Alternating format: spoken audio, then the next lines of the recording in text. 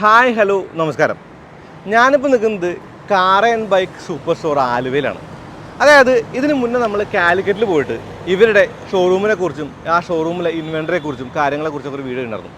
അങ്ങനെ ആ ഒരു വീഡിയോൻ്റെ ബാക്കിയായിട്ട് നമ്മൾ കൊച്ചിയിൽ, അതായത് ആലുവയിലെ ഈ ഒരു ഷോറൂം കൂടി വിസിറ്റ് ചെയ്യാൻ വന്നിട്ടാണ്.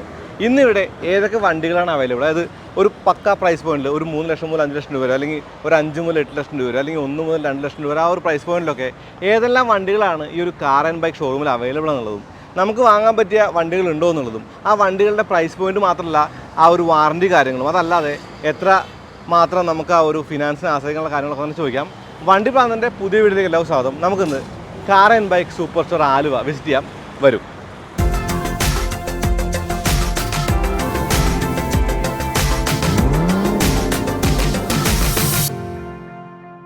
ഹായ്, റോബിൻ അല്ലേ? ഓക്കെ. അപ്പോൾ ഞാൻ കാലിക്കറ്റിൽ പോയിട്ടുണ്ട്. കാലിക്കറ്റിൽ പോയപ്പോൾ അവിടുത്തെ ഇൻവെൻറ്ററി ഞാൻ കണ്ടിട്ടുണ്ട്. അതായത് അത്യാവശ്യം ഒരുപാട് വണ്ടികളുണ്ട്. ഇപ്പോൾ അങ്ങോട്ട് ഒരുപാട് വണ്ടികൾ ഞാൻ കണ്ടു. നല്ല എന്താ പറയുക, നമുക്ക് ആകർഷണം തോന്നുന്ന ഒരുപാട് വണ്ടികൾ ഞാൻ കണ്ടിട്ടുണ്ട്. അപ്പോഴാണ് അവിടെ എന്നോട് പറയുന്നത് കൊച്ചിയിൽ കൂടി നമുക്ക് ഇങ്ങനെ ഷോറൂം ഉണ്ടെന്നും ഇവിടുത്തെ ഇൻവെൻറ്ററി പോയി കാണാനും. ഇവിടുത്തെ ഇൻവെൻറ്ററിയെ കുറിച്ചൊരു ബേസിക് ഐഡിയ എനിക്ക് തരും. നമുക്ക് ഇവിടെ ബേസിക്കലി നമ്മുടെ ഒരു 70 വണ്ടി 80 വണ്ടി ആവറേജ് സ്റ്റോക്ക് നമുക്ക് എപ്പോഴും നമ്മൾ കീപ്പ് ചെയ്യുന്നത്. ഓക്കെ. അപ്പോൾ നമ്മുടെ സെഗ്മെൻറ്റ് നമുക്കൊരു 1.5 lakhs തൊട്ട് സ്റ്റാർട്ട് ചെയ്യും. അപ് ടു നമുക്കിപ്പോൾ നമ്മുടെ കയ്യിലുള്ള ഏറ്റവും ഹയസ്റ്റ് വാല്യൂ സ്റ്റോക്ക് എന്ന് പറയുന്നത് ഹെക്ടറാണ്. 17.5 lakhs-ന്റെ 2019 മോഡൽ. ഓക്കെ. ഇപ്പോൾ ഞാനൊരു സാധാരണക്കാരൻ്റെ ഒരു പെർസ്പെക്റ്റീവിൽ, ഇപ്പോൾ ഞാൻ ഒരു ഉദാഹരണം പറഞ്ഞാൽ, നമ്മൾ നാനോയുടെ കാര്യം പറഞ്ഞാൽ, നാനോ യൂസ് ചെയ്യുന്ന ഒരാൾ, അല്ലെങ്കിൽ ഒരു മാരുതി ഓൾട്ടോ യൂസ് ചെയ്യുന്ന ആൾ, ആ ഒരാൾക്ക് അപ്ഡേറ്റ് ചെയ്യാനായിട്ട് അല്ലെങ്കിൽ അപ്ഗ്രേഡ് ചെയ്യാനായിട്ട് ഒരു 2.5 ലക്ഷം രൂപ 3 ലക്ഷം രൂപയുള്ള വണ്ടികൾ ശരിക്കും ഇവിടെ അവൈലബിൾ ആണല്ലേ?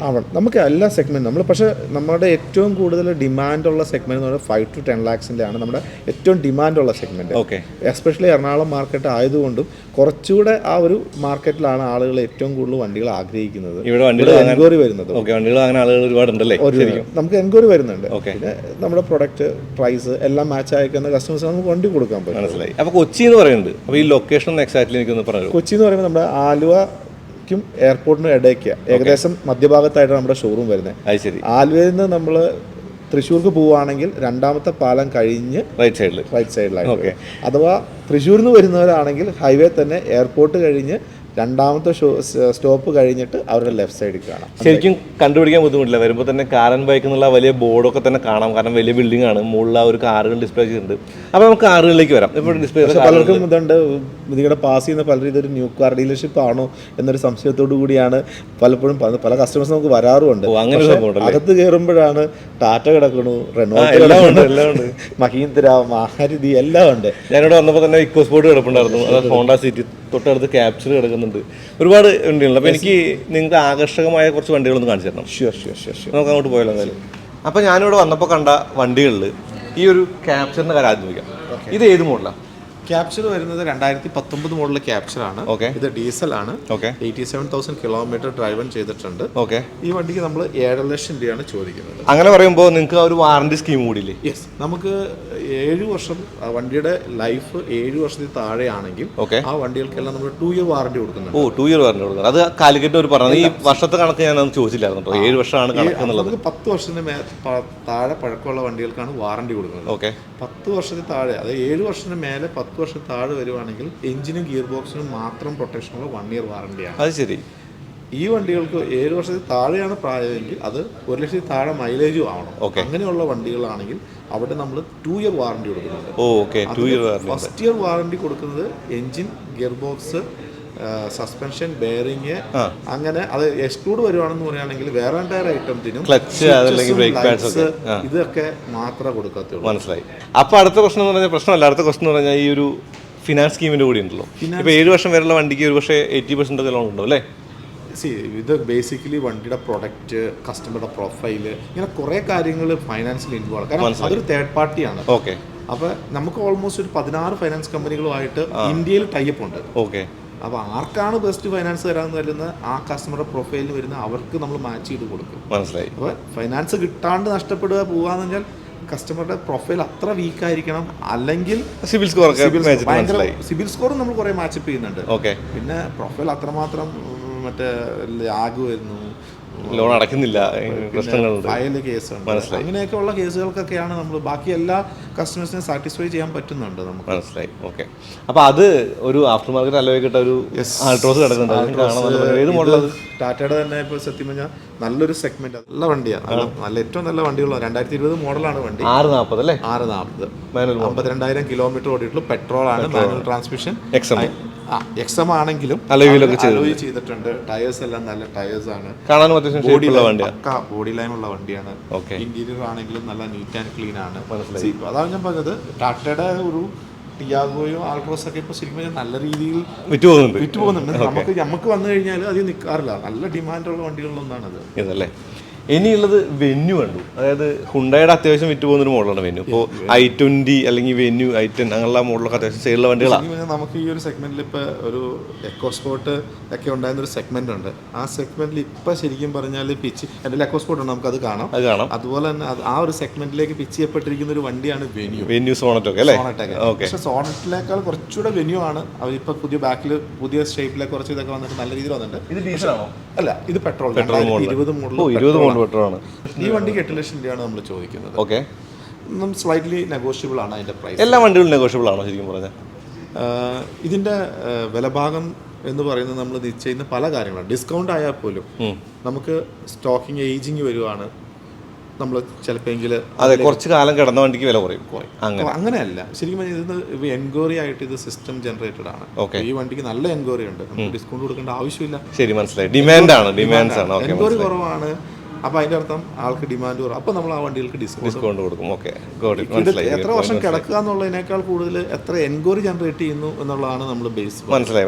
ഡിമാൻഡുള്ള വണ്ടിക്ക് വെയിറ്റിംഗ് പീരീഡിലെ വണ്ടിക്ക് എന്തായാലും വില കുറയേണ്ട കാര്യമില്ല. ശരി, അത് ടെക്നിക്കലി കറക്റ്റാണ്. നമ്മൾ അങ്ങനെ വില കുറച്ച് കൊടുക്കണ്ടേ. പക്ഷെ നമ്മൾ ഒരിക്കലും ഒരു മാർക്കറ്റിൽ ഒരു പ്രൈസ് ഉണ്ട്, അതിന്റെ മേലെ ഒരു വിലയിലേക്ക് നമ്മൾ ഒരിക്കലും പോകില്ല. മനസ്സിലായി. അങ്ങനെ പോയിട്ട് കാര്യമില്ല. പക്ഷെ നമ്മൾ കൊടുക്കുന്ന അഡീഷണൽ സർവീസുകളുണ്ട്. വാറണ്ടി, റിട്ടേൺ പോളിസി, സർവീസ്, ഇങ്ങനെ കുറേ അഡീഷണൽ സപ്പോർട്ട് കസ്റ്റമർ, അതിനൊരു പ്രീമിയം നമ്മൾ കളക്ട് ചാർജ് ചെയ്യുന്നുണ്ട്. പക്ഷേ അതൊരിക്കലും ഒരു പരിധിക്ക് മേലെയുള്ള പ്രീമിയം അല്ല. അത് ആ ഒരു എന്താ പറയുക മാർക്കറ്റ് പ്രൈസ് തന്നെയാണ് നമ്മൾ എപ്പോഴും കീപ്പ് ചെയ്യുന്നത്. ഒരു കസ്റ്റമറെ സംബന്ധിച്ച് ഇത്രയും വണ്ടികൾ കാണണമെങ്കിൽ അവരൊരു മിനിമം 60 സ്ഥലത്ത് പോയി നോക്കിയാലേ ഇത്രയും വണ്ടികൾ കാണാൻ പറ്റും. മനസ്സിലായി. അപ്പോൾ ഈ 60 വണ്ടികളെ നമ്മൾ ഒരു സ്ഥലത്ത് കൊണ്ടുവന്ന് കസ്റ്റമർക്ക് കാണിക്കുകയാണ്.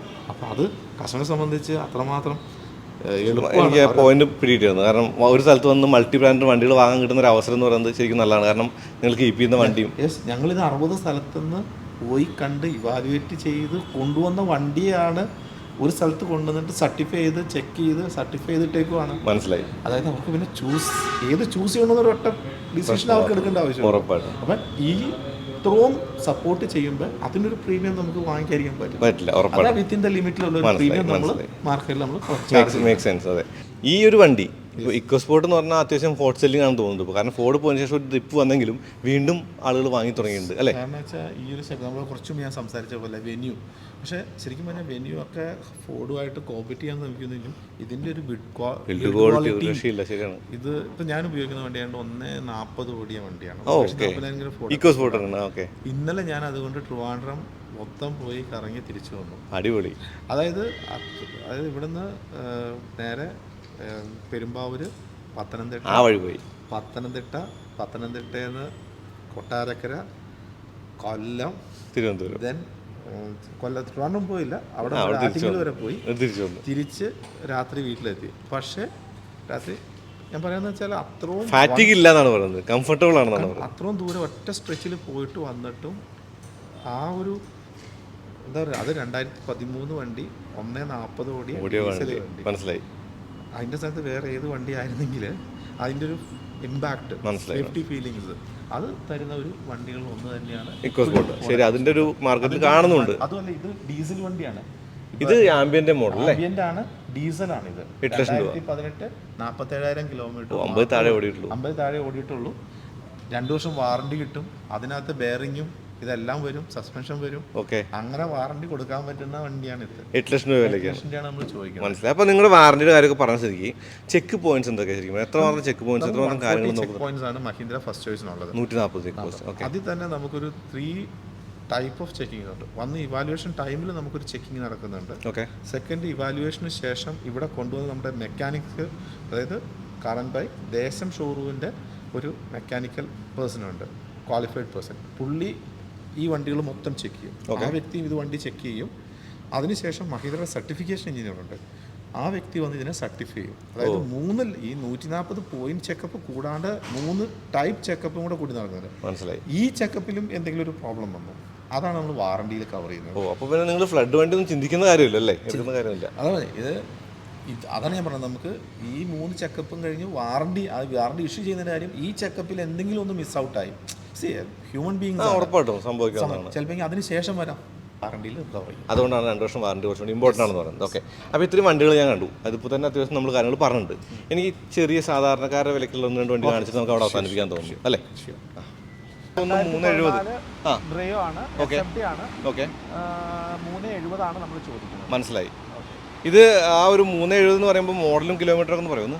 ഇത് 2014 മോഡലാണ്. ഓക്കെ, അതിൽ പുതിയ ഇൻഷുറൻസ് നമ്മൾ എടുത്തിട്ടുണ്ട്. ഇൻഷുറൻസ് പുതിയ. അപ്പോൾ ഈ ഒരു ഷോറൂമിൽ അല്ലെങ്കിൽ ഈ ഒരു യൂസ്ഡ് കാർ ഷോറൂമിൽ നല്ല വണ്ടികളുണ്ട്, ഏറ്റവും പുതിയ വണ്ടികളുണ്ട്. അതായത് 2020 മുതൽ അങ്ങോട്ട് 21 വരെയുള്ള വണ്ടികളൊക്കെ തന്നെ ഉണ്ട്. അത് മാത്രമല്ല കുറച്ച് വില കുറഞ്ഞ വണ്ടികൾ, വില കുറഞ്ഞെന്ന് പറയുമ്പോൾ നമ്മുടെ കയ്യിൽ ഒതുങ്ങുന്ന കാശിന് കിട്ടുന്ന വണ്ടികളും ഞാൻ കണ്ടു. അപ്പോൾ ഈ വക വണ്ടികളൊക്കെ കാണാനും അതല്ലെങ്കിൽ ഒന്ന് ഇവിടുത്തെ കാര്യങ്ങളൊക്കെ അറിയാനുമായിട്ട് നിങ്ങൾ ഈ ഷോറൂം ഒന്ന് വിസിറ്റ് ചെയ്ത് നോക്കിക്കോളൂ. ഞാൻ എന്തായാലും ലിങ്ക് താഴെ കൊടുക്കാം, അതായത് ലൊക്കേഷൻ താഴെ കൊടുക്കാം. അപ്പോൾ അത്രയൊക്കെയാണ് ഇവിടുത്തെ ഒരു കാര്യമായിട്ട് റോബിൻ ചേട്ടൻ്റെ അടുത്ത് നമുക്ക് ചോദിക്കാനുള്ളത്. അപ്പോൾ താങ്ക് യു വെരി മച്ച്, കണ്ടതിൽ സന്തോഷം. അപ്പോൾ പതിപോലെ ഒരു വീഡിയോ ഉപയോഗപ്പെട്ട് നിനക്ക് കരുതാണ് അങ്ങനെയാണ് ചാനൽ സബ്സ്ക്രൈബ് ചെയ്യാൻ മറക്കരുത്. പിന്നെ ബെല്ലൈക്കൺ ക്ലിക്ക് ചെയ്യൂ, നോട്ടിഫിക്കേഷൻ കിട്ടും. അപ്പോൾ അടുത്ത വീഡിയോ വീണ്ടും വരാം. അതിലേക്ക് നന്ദി, നമസ്കാരം.